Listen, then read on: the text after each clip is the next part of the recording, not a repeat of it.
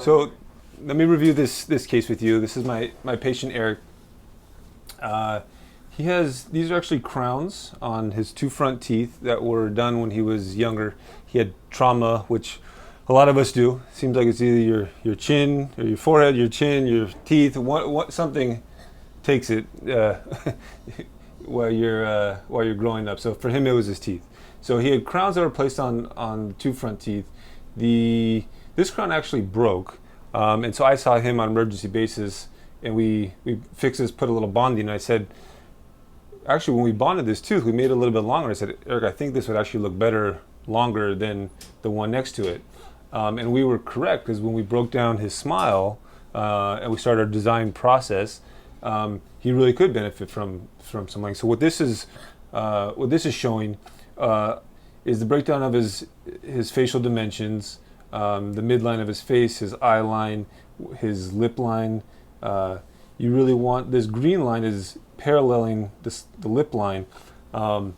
So this really helps us break down and look for symmetries and asymmetries and harmony in a smile.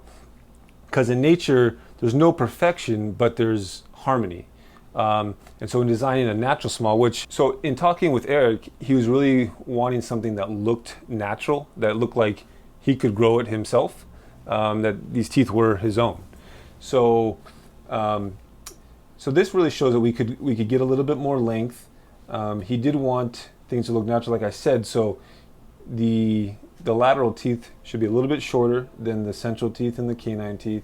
And then we looked at how far we need to go back to bring his smile to life and to give him the lip support that he was looking for, because the thing he noticed was that you couldn't really see his teeth when he was talking. Maybe in a big smile you could see it, but not just in him talking.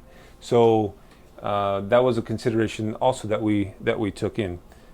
So we designed the smile and we tried it on. So we had a prototype that we were able to try on his teeth before we altered them at all, to see if we were on the right track. So in order to, like, if you were to build a house, you're going to start with blueprints. When you're going to build a smile, it's the same thing. We need to start with a blueprint. We start with prototypes or a mock-up. We try that on his teeth, on top of his existing teeth, and then see how that looks. We take pictures, we talk about it, and then from there, in his case, we made some tweaks. So we changed the prototypes, and then we took off his old crowns and did the preparations of his teeth. At that point, we put the temporaries on. Now again, this is one further step in seeing what things are going to look like. He wore those temporaries in his case, he wanted to try them out a little bit longer, so it was a month or so. And then we were able to say, hey, we like the way these temporaries look. Let's take another scan like this, send that to the lab, and say, we've worked out all the kinks, we've done our homework, we've made our blueprint, we've made our prototypes, we have our temporaries that we've worked out, and then please replicate these, but follow our instructions that we want to have certain translucency, we want certain small details in them. So let me show you what Eric's teeth, the teeth ended up looking like. So these are the veneers that we did. We went from canine to canine. Although we felt we could benefit from going a little further back, it wasn't feasible for Eric at the time. So we will probably build back further, but we did this design in preparation for doing that at a later date. But what we see in Eric's smile here is that you see a nice big smile. They look very natural. There's some translucency built into them. The color is slightly has some warmth at the gum line here. It's not just one color. There's a lot of nuance built into them. And then as you see, as the light reflects, you see all this anatomy. And that's really what brings the smile to life. If you see, I have a lot of patients say, I don't want veneers that look fake, or they don't look like they're me. It's not the veneers, it's not the porcelain, it's how the porcelain was done, how the design from the start. And you don't want to just blame it on the lab. It's the design from the start and the instructions that were given that ended in that result. So you see the details here, There's translucency. For him, we wanted the laterals to be a little bit shorter, not just the straight across look. He liked the canines to have a more natural point, not again flat.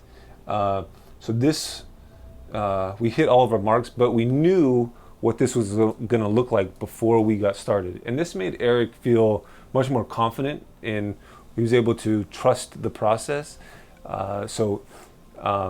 He felt very confident before we got started, and for good reason, because we were able to produce what he was looking for based on our initial conversations that went into his design, that went into his temporaries, that went into the final outcome.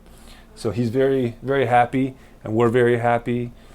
He was explaining that he's smiling more, and that changes your outlook on life, and that can change what possibilities come your way.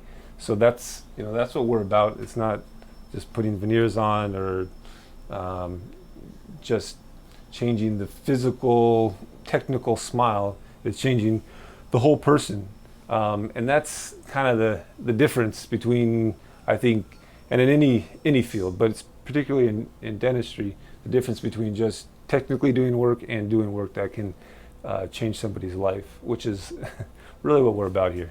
And that's what motivates us to get up and do what we do, and the team we assemble, and how we organize our office. So hopefully this was helpful.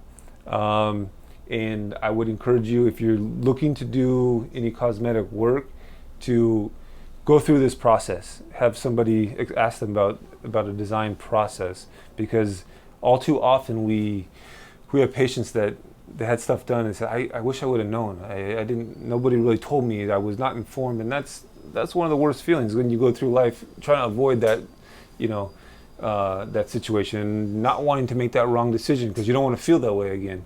So, we experience that a lot, and we walk our patients through it and say, this is how it should be. This is what we aspire to do. So, if you have any questions, please reach out to our office. We're happy to help wherever you're at in the world. We're happy to help because we're passionate about what we do, and we're passionate about dentistry and what it can do for people, and that's kind of our mission. Hope everybody's well. Take care.